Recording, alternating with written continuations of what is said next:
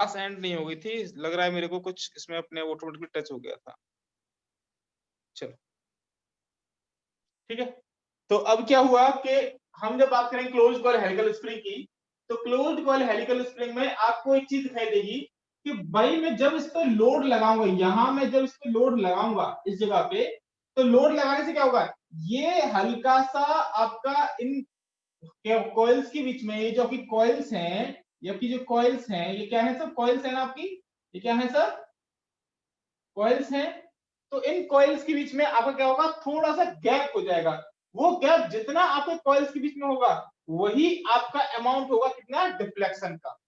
Clear है चीज, कि यदि मैं जैसे कि अपना कॉइल जैसे ही मैं इस पे लोड लगाऊंगा, तो लोड लगाने से जैसे ही आपका जितना बॉडी डिफ्लेक्ट करेगी या जितना आपका स्प्रिंग डिफ्लेक्ट करेगा, वो उतने अमाउंट में ही आपका इन कॉइल के बीच में डिस्टरबेंस या डिस्टेंस क्रिएट कर देगा। ये चीज क्लियर है सबको? Yes sir. है ना? तो यहाँ जो डिफ्लेक्शन हुआ है, यहाँ जो डिफ्लेक्शन हुआ है, वो कंप्लीट डिफ्लेक्शन मुझे यहाँ इस थ्रू हो रहा है, इस डब्ल्यू लोड के थ्रू हो रहा है ना? इस डब्ल्यू लोड के थ्रू यहाँ पर कंप्लीट डिफ्लेक्शन हो रहा है। शुरुआत में डिफ्लेक्शन क्या था, शुरुआत में आपका डिफ्लेक्शन था 0। क्या था, 0। कब, जब आपने यहाँ पर डब्ल्यू आपका कैसा था, 0 था। डिफ्लेक्शन की वैल्यू कैसी थी, 0 थी, आपका डब्ल्यू कैसा था, 0 था। मगर जैसे ही आपने डब्ल्यू फोर्स अप्लाई किया, जैसे ही आपने डब्ल्यू लोड अप्लाई किया इस पे, ठीक है, डब्ल्यू लोड अप्लाई करने से ही आपका यहाँ पर क्या हुआ, डेल डिफ्लेक्शन हुआ। क्या हुआ, डेल डिफ्लेक्शन हुआ। Am I clear? ये चीज क्लियर आ रही है आपको? हेलो? यस सर, आ रही है। Yes sir.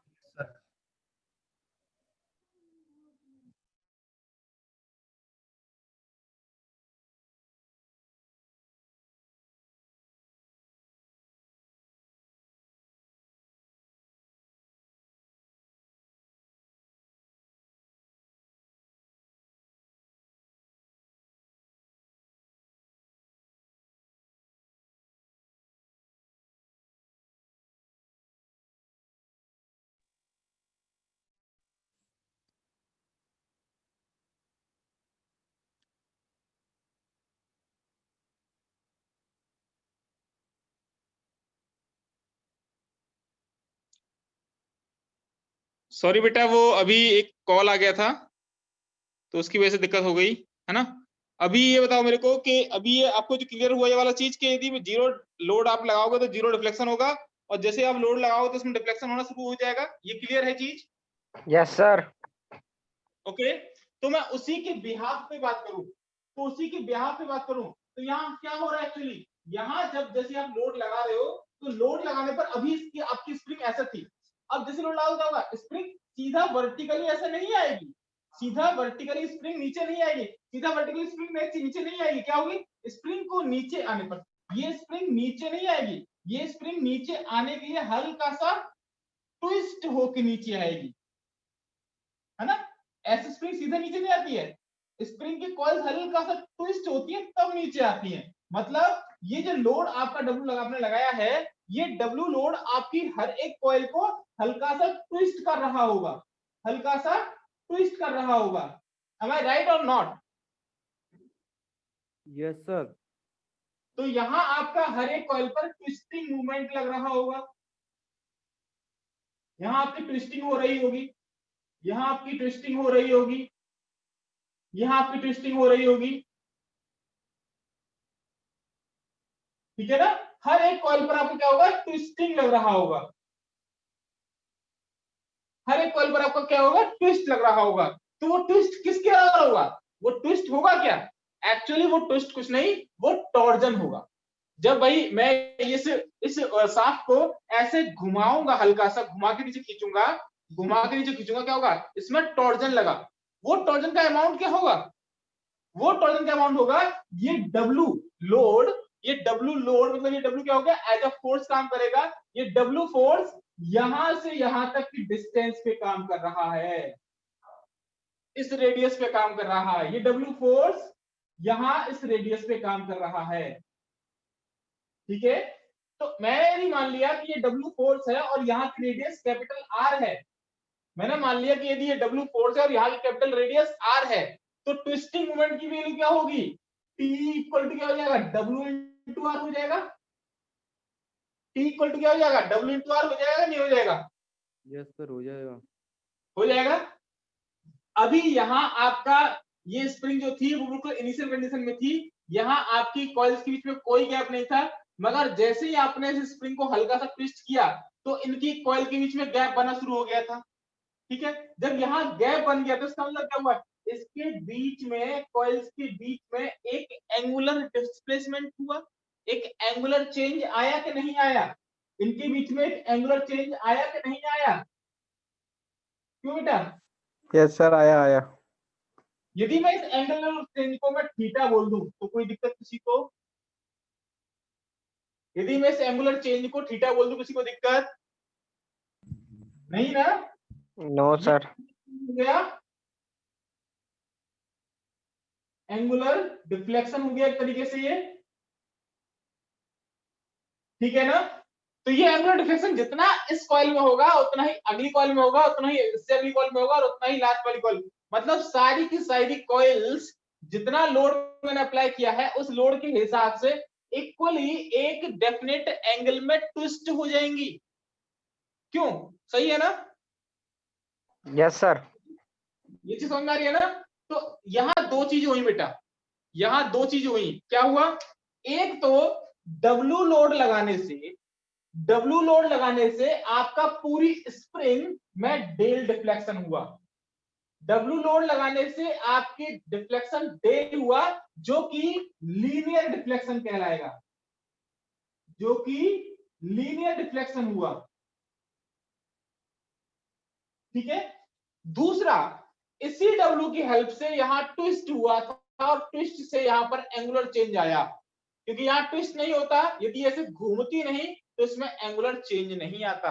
यदि एंगुलर चेंज नहीं आता तो फिर ये नीचे नहीं आ पाती। क्लियर है ये चीज? तो आपके W फोर्स अप्लाई करने से यहाँ दो चीजें होती हैं, एक तो इसमें एंगुलर चेंज भी आता है, एक तो ये ट्विस्ट भी होती है, दूसरा ये ट्विस्ट होने के साथ साथ हल्का सा नीचे की ओर डिफ्लेक्ट भी होती है। दो चेंज आए, एक एंगुलर चेंज, दूसरा linear change. They are two types. ये आपका डिफ्लेक्शन जो डेल हुआ that is called linear deflection, और यहाँ जो थीटा मैं बोल रहा हूं that is called angular deflection. Angular deflection. ये चीजें क्लियर सबको है या नहीं? ये चीजें क्लियर सबको है या नहीं? मुझे हाँ या ना में आंसर बता दो बेटा एक बार। ये यस सबको सर, क्लियर आ रहा है कि नहीं आ रहा है? Yes sir, yes sir. बिल्कुल डेफिनेटली क्लियर है ये चीज। तो अब Yes, इसी के clear है। ब्याह में इसी के ब्याह में चलूंगा। मैंने मान लिया कि there is a closed coil helical spring, here we are using a W load to deflect that spring. So in compare to without loading and we are comparing with the loading, तो हमें क्या क्या terminology नई नई मिली है वो देख लेते हैं। सबसे पहले मैंने मान लिया कि ये जो आपकी स्प्रिंग थी, इस स्प्रिंग का ये जो डायमीटर है, बड़ा वाला diameter, that is called capital D, that is called capital D. और दूसरा, इस स्प्रिंग में मैंने जो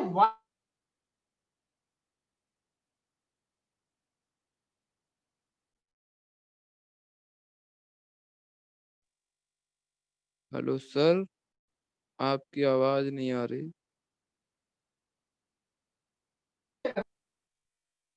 क्लियर है कि नहीं? सर रिपीट कर दो, आपकी आवाज बेटा, नहीं आई थी, रुक गई थी सर आपकी आवाज। अच्छा, मैं ये कह रहा हूं कि आप में जब स्प्रिंग बनाई थी तो स्प्रिंग बनाने के लिए आपने एक वायर यूज किया होगा, पतला सा वायर, ऐसा ऐसा पतला सा वायर यूज किया होगा। Yes sir. और इस पतले से वायर को आपने सर्कल फॉर्म में ऐसे करके आपका क्या किया, आपने गोल गोल इसको टर्न फॉर्म में घुमा दिया, तो क्या बन गया? यस स्प्रिंग बन गया ये, यस सर। है ना? तो यस सर। इसमें बनाई तो स्प्रिंग का क्या रहा? एक तो हुआ इस स्प्रिंग का डायमीटर, कि स्प्रिंग कितने डायमीटर की बनी, और एक हुआ इसमें जो वायर यूज किया हुआ है इसका डायमीटर स्मॉल डी। ठीक है, ये जो वायर इसमें यूज किया है आपने, इस वायर का डायमीटर मैंने मान लिया स्मॉल डी, और कंप्लीट स्प्रिंग का डायमीटर मैंने मान लिया कैपिटल डी, जो कि आपका 2r के बराबर होगा, है ना भाई। इसका डायमीटर d है तो क्या हुआ, यानी तक की रेडियस क्या हो गई, कैपिटल आर हो गई। ये रेडियस क्या हो गई, कैपिटल आर हो गई। कैपिटल आर क्या हो जाएगा, 2r हो जाएगा ना, 2r हो जाएगा ना बेटा। ये क्लियर है? यस सर, क्लियर है। Hello. Yes sir, yes sir, yes sir. Yes sir. तो according to diagram, according to diagram,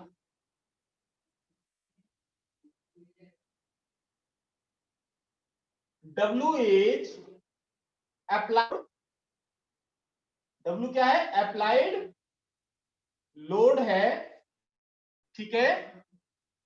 यहां पर डेल क्या है, लीनियर डिफ्लेक्शन है, लीनियर डिफ्लेक्शन ऑफ स्प्रिंग, ठीक है। टी मैंने मान लिया यहां पर क्या है, ट्विस्टिंग मूवमेंट या टॉर्क, ट्विस्टिंग। क्लियर दिखाई दे रहा है ना सबको, दिखाई क्लियर दे रहा है नहीं ना? सर, क्लियर नहीं सही दिख रहा। ओके, ट्विस्टिंग मूवमेंट है, क्या हुआ बेटा, दे क्या रहा हुआ था, दे बेटा? रहा, सर दे रहा। क्लियर दिखाई नहीं दे रहा है। ओके, नहीं सबको दिखाई देना चाहिए क्लियर, क्योंकि यहाँ तो कोई दिक्कत है नहीं दिखाई देने में। मैं दूसरी डिवाइस पे चेक कर रहा हूँ तो प्रॉपर दिखाई दे रहा है। हाँ सर, दिखाई दे रहा है सर, दिखाई दे क्लियर रहा है सर, सर क्लियर दिख रहा है सर। हाँ ठीक है, चाहो थोड़ा जूम कर दूं, कोई दिक्कत हो तो रुको एक सेकंड, थोड़ा जूम कर देता हूँ उसे। सर सही आ रहा है सर, एकदम फिट आ रहा है डिस्प्ले पे। अभी देखो कैसा आ रहा है, और जूम किया थोड़ा सा मैंने हल्का सा।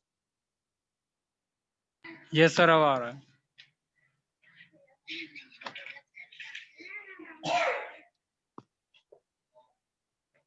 ठीक है, थोड़ा और जूम कर दिया मैंने पहले से, है ना। Yes okay sir, okay sir. तो ऊपर का जो वो टॉप पे घट गया होगा, कोई दिक्कत नहीं है, मगर पीछे वाला सब दिखाई दे रहा होगा आपको। यस ठीक है, सर, यस सर। ओके। अब मैं बात करूं तो यहाँ टी क्या होगा, टॉर्क क्या होगा, टी मैंने आपको क्या बताया, टी इक्वल टू क्या हो जाएगा, डब्ल्यू इंटू आर हो जाएगा, yes sir. T equal to W into R हो जाएगा, डब्ल्यू इंटू आर हो गया, ठीक है। तो अब देखिए, टी हो गया, थीटा हो गया, अब यहाँ पे एक और चीज करेगी, दैट इज डेल। तो थीटा, थीटा क्या होगा, एंगुलर ट्विस्ट, एंगुलर ट्विस्ट, जितना ट्विस्ट होगा उसका एंगल है ना ये। चलो ठीक है, दिख रहा है तो, ठीक है। तो according to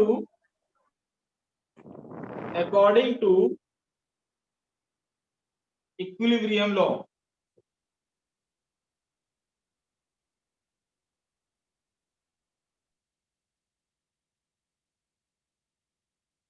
according to equilibrium law या लॉ ऑफ इक्विलिब्रियम, देखो लॉ ऑफ इक्विलिब्रियम ये कहता है कि यदि आपने किसी चीज पर कोई एनर्जी लगाई है ना, तो वो एनर्जी आपने जो लगाई है, वो एनर्जी किसी न किसी रूप में कन्वर्ट जरूर होगी, है ना।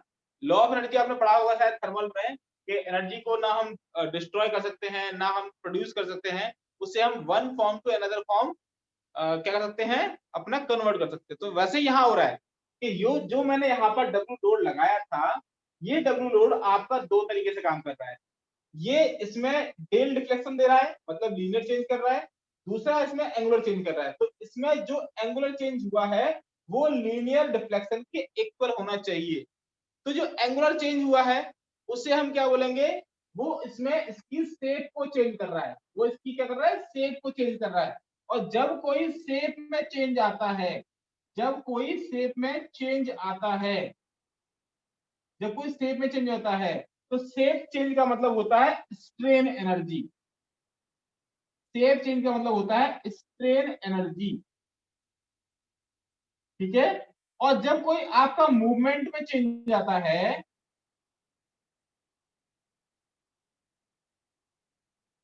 जब आपका कोई मूवमेंट में चेंज आता है, तो उसे बोलते हैं हम वर्क, क्या बोलते हैं, वर्क। आपने कोई चीज यहां से वहां डिस्प्लेस की, मतलब इसकी पोजीशन पहले यहाँ थी, अब ये कहाँ आ गया, नीचे आ गया, नीचे आ गया। तो इसमें क्या हुआ, इसकी पोजीशन चेंज हुई, मतलब इसमें मूवमेंट में चेंज आया, तो उसे बोलेंगे वर्क डन। ठीक है, क्या बोलेंगे इसे, वर्क डन। ठीक है, तो वही लॉ ऑफ इक्विलिब्रियम के अकॉर्डिंग या फिर एनर्जी लॉ के अकॉर्डिंग ये आपका होगा work done on spring will be equal to strain energy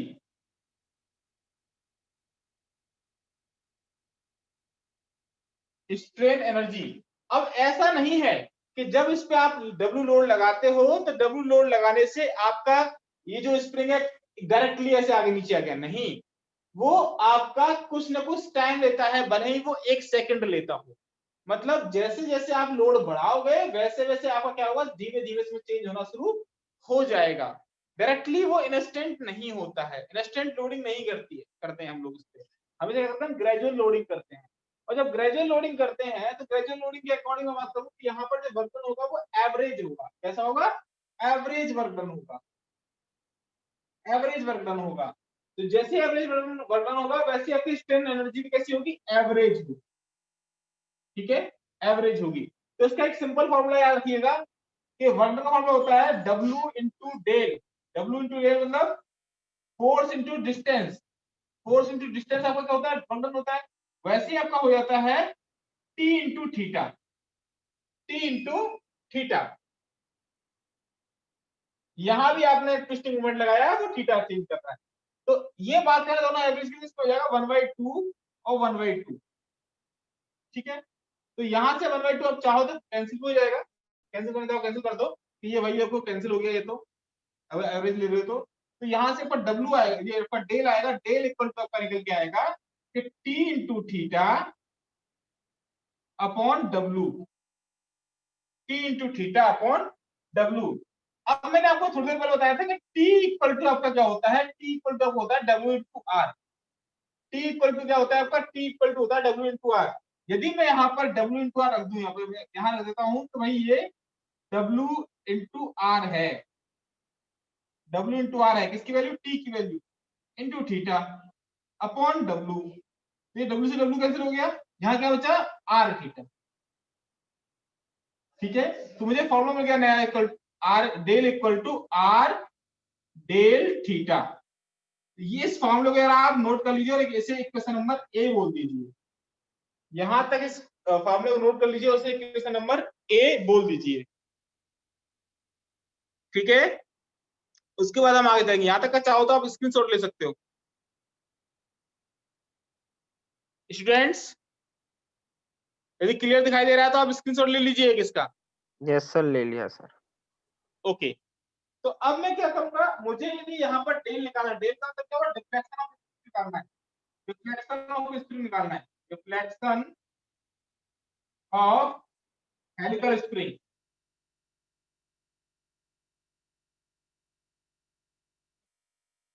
इसे निकालने के लिए मुझे कहीं ना कहीं यहाँ पर थीटा की वैल्यू फाइंड करनी पड़ेगी, मुझे यहाँ पर थीटा की वैल्यू फाइंड करनी पड़ेगी। ठीक है, तो थीटा की वैल्यू फाइंड करने के लिए मैं अब यूज करूंगा टॉर्जन इक्वेशन का, क्योंकि हम पहले वाले जब हमारी बात कर रहे थे लीफ स्प्रिंग की, तो लीफ स्प्रिंग हमारी कैसी थी, बेंडिंग स्प्रिंग थी। तो वहां हमने फॉर्मूला यूज किया बेंडिंग मोमेंट वाला, मतलब बेंडिंग इक्वेशन यूज किया। मगर यहाँ हम बात कर रहे हैं किसकी, टॉर्जन स्प्रिंग की। तो टॉर्जन स्प्रिंग का मतलब होता है कि हमें यहाँ यूज करना कौन सा फॉर्मूला, टॉर्जन इक्वेशन वाला फॉर्मूला यूज करना है। ठीक है, तो फ्रॉम टॉर्जनल इक्वेशन के बाद आपका आएगा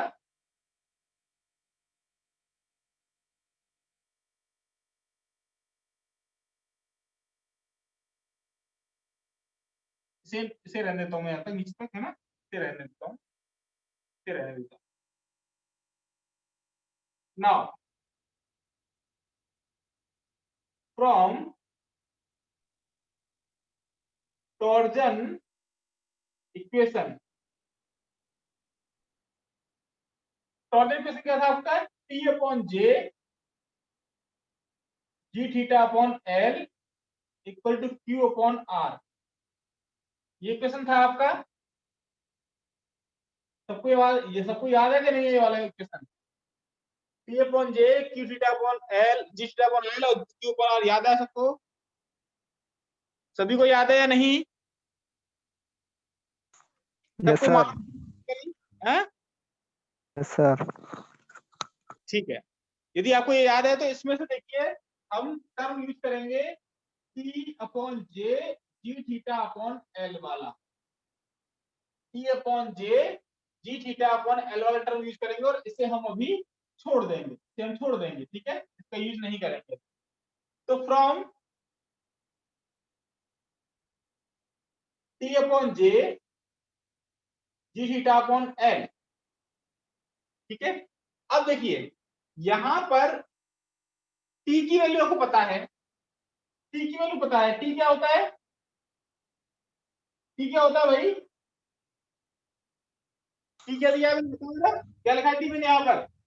W/R। Very good. G मेरा क्या होता है? कांस्टेंट होता है, ठीक है, इसकी कोई फॉर्मूला नहीं होता है, इसमें तो आपको डायरेक्टली वैल्यू दिया होता है, ठीक है। थीटा मेरा यहाँ कांस्टेंट रहेगा, इसको मुझे नहीं चेंज करना है, ठीक है। अब यहाँ बात रही J की और L की। तो J क्या होता है भैया बताओ मेरे को? Polar movement of inertia. क्या होता है? Polar movement of inertia. Polar movement of inertia. अब इसकी वैल्यू क्या होती है? इसकी वैल्यू होती है πd4 अपॉन 32। सबको याद है या नहीं? ये फॉर्मूले की वैल्यू याद है कि नहीं? J बराबर πd4 अपॉन 32 होता है, याद है कि नहीं? हाँ यस भैया। सर। तो अब L क्या होगा? L क्या है? आपकी length of spring. Length of spring, length of spring क्या है मालूम है? Length of spring wire. Length of spring wire मतलब इस स्प्रिंग में आपने कितना लंबा वायर यूज किया है उसकी लंबाई है यहाँ पर। लेंथ ऑफ स्प्रिंग वायर क्या मतलब? यहाँ पर आपने कितना लंबा स्प्रिंग वायर यूज किया है वो है L। तुम कैसे निकालेंगे कि मैंने मान लिया कि यहाँ पर आपने number of coils N use की हुई है। कितनी? Number of coils N use की हुई है। Hello, yes sir. Number of coils कितनी है आपकी? N number of coils use की हुई है। तो यस मुझे बताओ आपके एक कॉइल की लंबाई कितनी हो जाएगी? एक कॉइल की लंबाई कितनी हो जाएगी भाई? एक घुमाया मैंने चक्कर, एक चक्कर घुमाया, ऐसे करके एक चक्कर घुमाया कॉइल का, तो कितना लंबा होगा ये? कितना लंबा होगा बताओ? इसका डायमीटर d है या इसका रेडियस मतलब वो हो गया आपका 2r हो गया, कैपिटल D कितना हो गया? 2r हो गया। तो डायमीटर d है तो इसका पेरिफेरी कितना होगा? परिधि का कितना होगा? क्या होगा? 2πr नहीं होगा क्या? क्यों भैया? Yes sir. Yes sir. 2πr। तो ये क्या हुआ? एक कॉइल की लंबाई होगी 2πr। Yes sir. Number of coil कितनी है? n। Number of coil N कितनी है? n। N तो ये क्या हो जाएगा? एक कॉइल की लंबाई 2πr इंटू n। n क्या हो जाएगा आपका? 2πrn, क्योंकि नंबर ऑफ कॉइल यहाँ पर कितनी है आपकी? n है। तो यहाँ जितनी कॉइल का निकालना n का वैल्यू रख दो यहाँ पर। भाई 5 कॉइल है तो 5 रख दो n की जगह, 10 कॉइल है 10 रख दो n की जगह, आपको लंबाई टोटल मिल जाएगी। क्यों? क्लियर है? तो बस मुझे यहाँ पर L की वैल्यू मिल गई, मुझे यहाँ पर J की वैल्यू मिल गई, ठीक है। अब याद रखें कि यहाँ पर जो कैपिटल R यूज किया है, मैंने यूज किया कैपिटल R, इसका रेडियस, ठीक है। जबकि यहाँ जो स्मॉल डी यूज किया है वो स्मॉल डी यूज किया है ना वायर का डायमीटर, वायर का डायमीटर। इस डी से इस आर का कोई रिलेशन नहीं है, ओके। तो ये आपका आता है, यहां से मैं निकालूंगा थीटा की वैल्यू। तो थीटा की निकालूंगा, थीटा इक्वल टू आपका जाएगा T इंटू एल अपॉन जी इंटू जे, ठीक है। तो T का वैल्यू क्या है आपका? W इंटू आर है, और L का वैल्यू क्या हो जाएगा? 2πr into N upon G का वैल्यू कांस्टेंट, इसका वैल्यू πd4 अपॉन 32। ठीक है, ये 32 चला गया कहां पे, ऊपर का आया वाला, क्यों भैया, तो क्या बचेगा, थीटा इक्वल टू बचेगा आपका 64, पाई से पाई कट जाएगा आपका 64 डब्ल्यू, डब्ल्यू वाला आ गया R square into N upon GD4। किसी को डाउट यहां तक, इस इक्वेशन में यहां तक किसी को डाउट, मुझे बता दो एक बार, इस इक्वेशन में किसी को यहां तक डाउट है तो पूछो। इस इक्वेशन में किसी को डाउट है यहां तक की टर्मिनोलॉजी में, यहां तक की प्रोसेस में, तो कोई मुझे बता दो, किसी को डाउट हो तो, एनी स्टूडेंट, कोई भी डाउट आ रहा है बता दीजिए मेरे को। नहीं सर, आ गया समझ ठीक से। क्लियर है ना।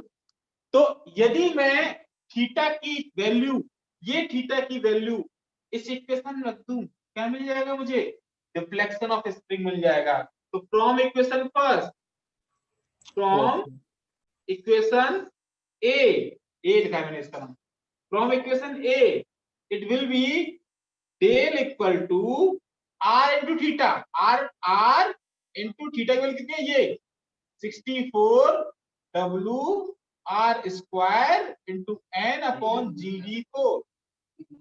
ठीक है, इसे सॉल्व कर लो, it will be del equal to 64 W R Q N upon GD4।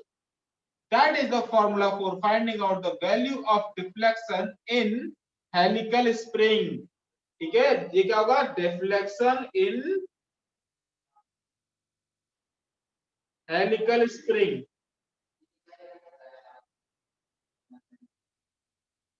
ठीक है, ये फॉर्मूला हो गया इक्वेशन 1 में। यदि आपसे पूछता है कि हमारा इस क्लोज्ड वाले हेलिकल स्प्रिंग में डिफ्लेक्शन का फॉर्मूला क्या होगा, तो it will be del equal to 64 W R cube upon GD की पावर 4। ठीक है, तो 64 W R Q N upon GD की पावर 4, तो ये आपका फॉर्मूला हो जाएगा।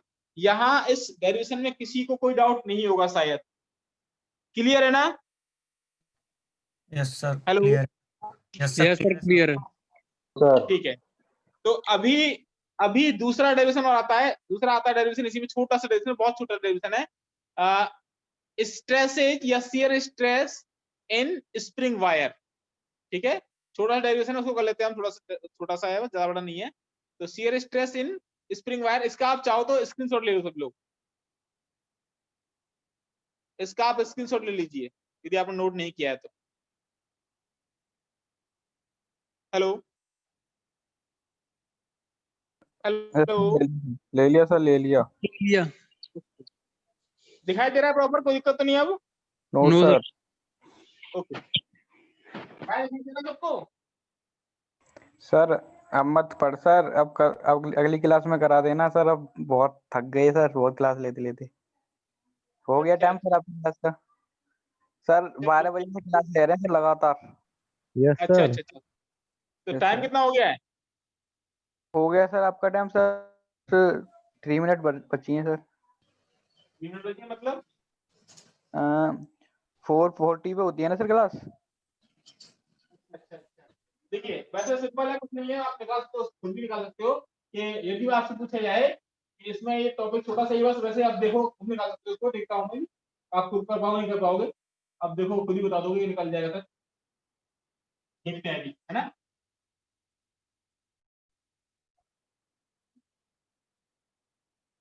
Shear stress in spring wire, ये टॉपिक है बस। तो फ्रॉम फॉर्मूला,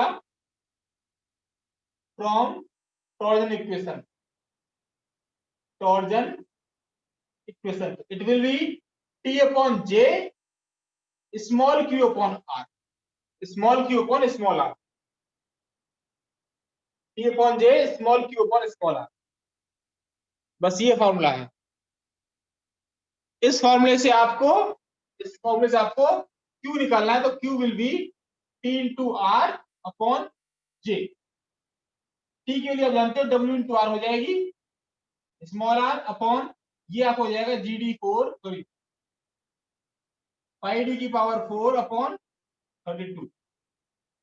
ठीक है, ठीक है। तो इस r को आप क्या लिख सकते हो, स्मॉल r कह सकते हो आपका d/2 हो सकता है, स्मॉल r हो सकता है ना। तो बस यही कर दीजिए कि इस r को यहाँ पर लिख दीजिए कि 32 w into R into d/2 divide by pi D 4।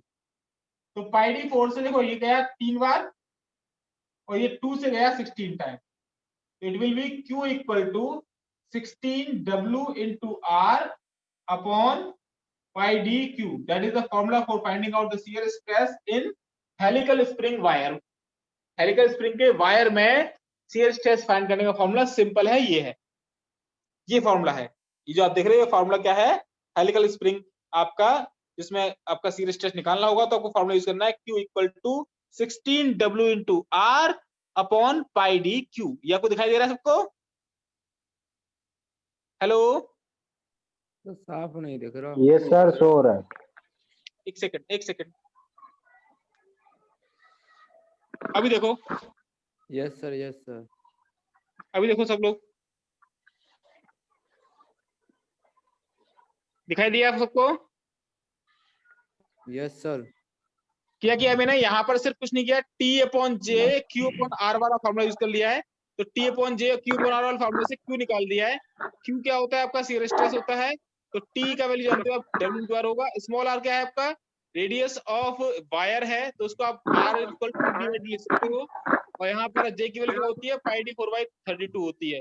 ठीक है, अब उसके बाद आप क्या करोगे, इसको कैंसिल आउट कर लोगे जो कट रहा है आपका, और ये आपका आंसर क्या आ गया, Q equal to W into R upon pi D cube. ठीक है, क्लियर है बेटा? यस सर क्लियर है। ओके, अभी क्लियर दिखाई दे रहा था, कोई दिक्कत तो नहीं आ रही है? No sir. ठीक है, तो मैं लिख देता हूँ यहाँ पर, that is the shear stress in spring wire